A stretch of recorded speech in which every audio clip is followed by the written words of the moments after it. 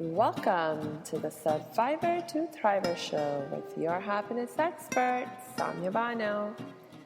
Do you feel stuck, silent, and stressed all the time? Is something hurting your heart and soul? Are you burning yourself out? Then you're in the right place, because this is the podcast people from all over the world join in to learn exactly how to stop suffering and start living with inner peace and joy. Let's get started. All right, so we have been talking about this myth that's out there that you need to have certain conditions in your life, a certain amount of financial security, financial stability, in order for you to be happy, before you can be happy. So happiness, inner peace, joy, contentment, fulfillment, these all become goals that are to be achieved at some future point in time. However, when we look at the reality of life, we see that just does not work. This approach just does not work.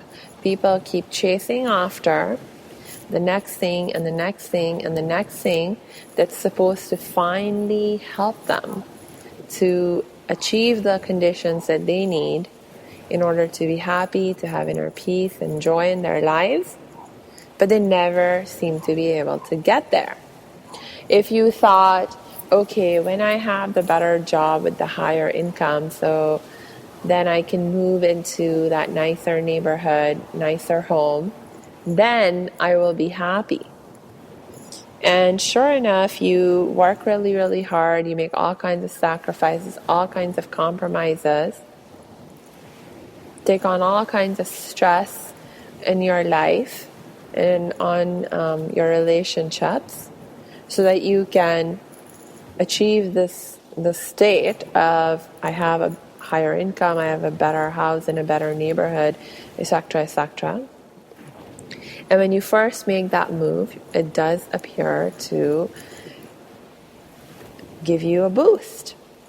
It makes you feel a certain amount of happy, a certain amount of proud that you've done this. But before you know it, that boost that you received to your happiness and to your sense of satisfaction, it just seems to fizzle away. And then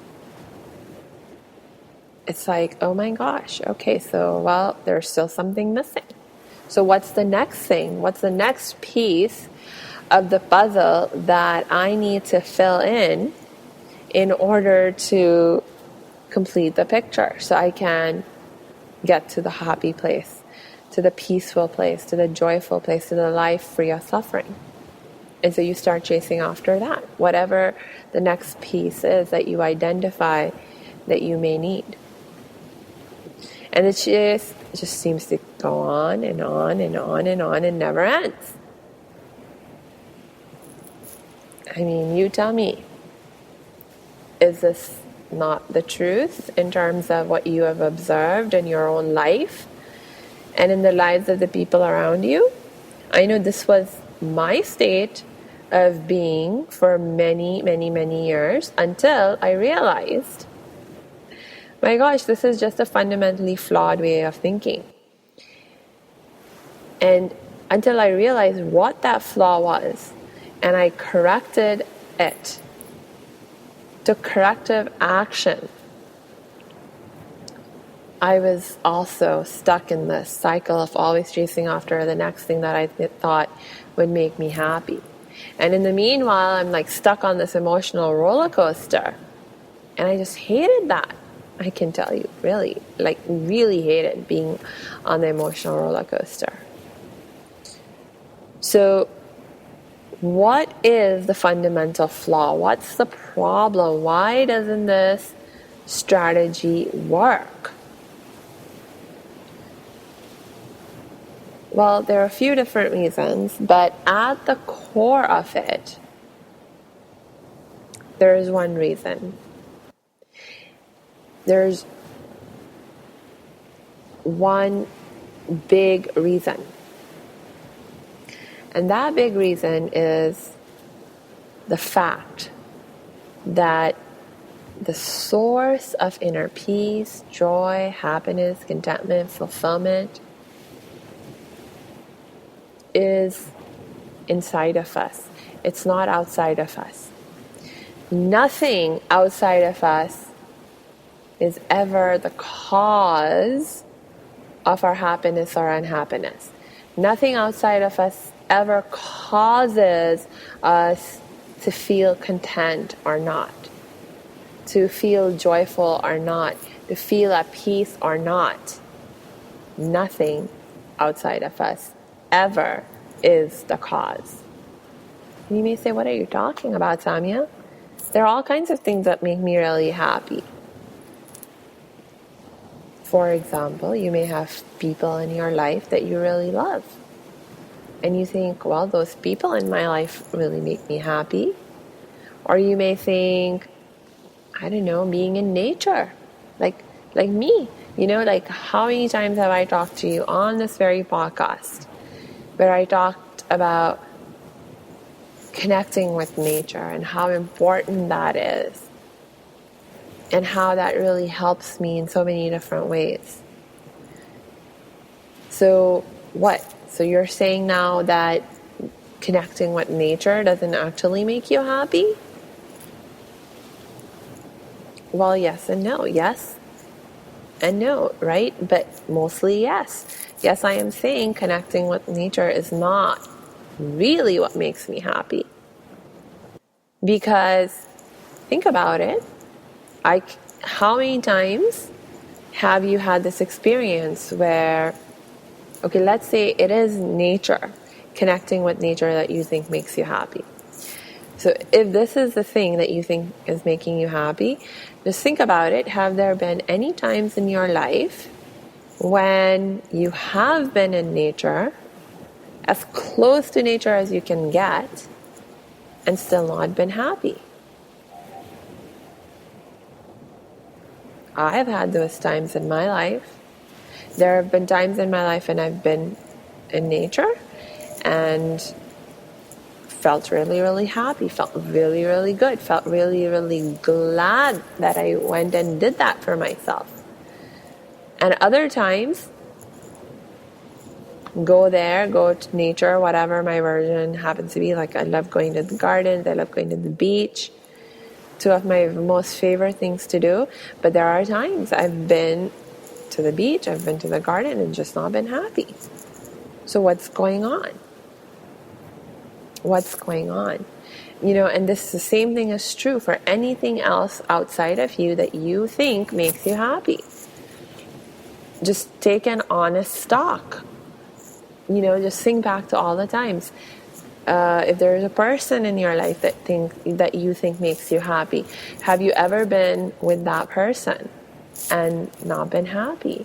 If you think, you know, your job, your work, that you're so, engaged in, and maybe even passionate about, if you think that work outside of you, insofar as, you know, there's components to that work that are outside of you, if you think they make you happy, have you ever been engaged in that work and experienced a time or times when you haven't been happy? I'm willing to bet you have. And the reason that you have, and I have, and we all have, is because the source of inner peace and joy and happiness, contentment and fulfillment is not those things that are outside of us. Our source of inner peace and joy and happiness, contentment and fulfillment, all those good things, is internal to us.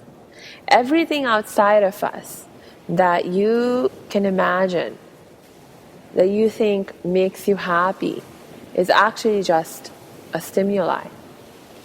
Is just something that is able to effectively stimulate your internal source into generating the response of inner peace, joy, happiness, contentment, fulfillment.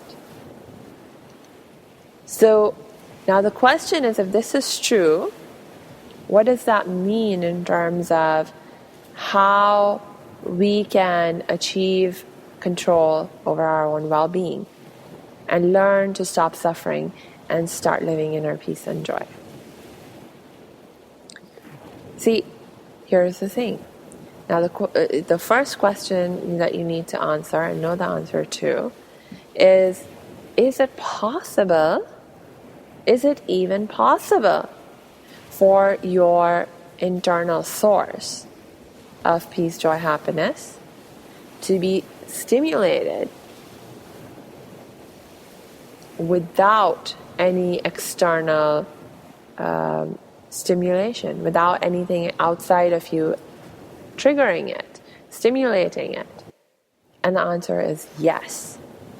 Yes, absolutely yes. You do not need external stimulation, anything outside of you, to stimulate these responses from your inner source. But the problem is that most of us are lacking the knowledge and the skills that are required to tap into and connect with our internal source in the absence of external stimuli. The only way that we have been taught that we know how to generate an experience of happiness or peace or joy is by engaging some kind of external stimulation. Like, being with that person that makes you really happy, or going and out and connecting with nature, or engaging in some work that you really like to do. That's the only way we know. So we cling to that. We cling to these ways of knowing. And by the way, I'm not saying that this is a bad thing. Okay, this is just a part of the reality of life, that there are things in our environment, because look, we don't exist in a vacuum, we exist in an environment. We exist within an ecosystem that we interact with, where we are interconnected and interdependent with everything that's around us. So everything that surrounds us, yes, it has an impact on us. But the thing is that if that is the only way you know how to stimulate your feelings, the desired states of mind and the states of heart that you want to be in, you're going to struggle to have control over your well-being. Because the external stimuli can be taken away from you. You can lose them for a million different reasons. You know, it's like, let's say nature. You really depend on being able to go out and connect with nature. Well, what if there's a war or something and you get taken prisoner or you get kidnapped and your captors throw you in some cell somewhere where there's no living thing around? It's just concrete cell. Well, then how are you going to get happy? If there is a person that you love that makes you really happy, well, what if that person leaves you? What if that person passes away? Then how are you going to be happy? Right? So this is the challenge that most people are struggling with. This is why the vast majority of us, 99% of us, are on the emotional roller coaster and not able to escape it. It's because we don't know how to evoke and connect with our internal source of inner peace and joy and happiness, and experience those feelings in the absence of external stimuli. But it can be done.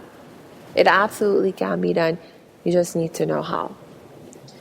And hey, this is actually great news, because if it can be done and you can learn how, then you can take control of your mental, emotional well-being. And that is truly the key to how you can eliminate suffering from your life and begin to live inner peace and joy. That is what I learned in my life, and now I'm able to tell you from experience, not just a place of preaching theory, but this is actually my lived experience. That yes, you can learn this, you can apply it in your life and eliminate suffering from your life. So I'm going to extend to you an invitation to join me on my Survivor to Thriver formula training. I'm going to be doing an encore presentation of it tonight, as a matter of fact, at 7 p.m. Pacific time. And we're going to go over the 5 steps that you need to take in order to eliminate suffering from your life and begin to live with inner peace and joy. Remember, I've shared this, if you have been listening to these podcast episodes before, I've been telling you how in this podcast, we go deep with the examination of the idea that we are considering, whatever idea it happens to be. And that is really, really important. But at the same time, you also need to have a big picture perspective so that you can make sure that you're continuing to head in the right direction and gauge your progress in terms of, okay, I've come this far, and this is I still have to reach XYZ other milestones. And when you have this big picture perspective, you see, it gives you more clarity. The greater clarity gives you more confidence. It gives you a greater sense of empowerment. So it's absolutely essential. And I just don't think I can do a very good job of giving you that kind of big picture perspective in the format that the podcast is in. So that's why I've created this training where we'll be online. It'll be about 90 minutes. And we'll just go over this 5-step Survivor to Thriver formula, and you'll get that big picture perspective that you need. So join me on this training tonight at 7 p.m. Pacific Standard Time. And all you have to do is go to my website at www.academyofthriving.com and click on the free online training tab. You'll sign up, you'll be immediately sent all the access details so you can join me. And it will be an interactive training. You will have an opportunity to comment on whatever I'm talking about as we are going through the training, and even ask me questions. So I know I'm really looking forward to it. And in fact, I'm going to wrap up this podcast episode right here because I still have a few really important things to do, so I'm fully prepared for this presentation. So I'm going to go and take care of those things, and I hope to connect with you over the training. And if not that, then still connect back with the next episode of the podcast. So until we connect again, I wish you lots of peace and joy.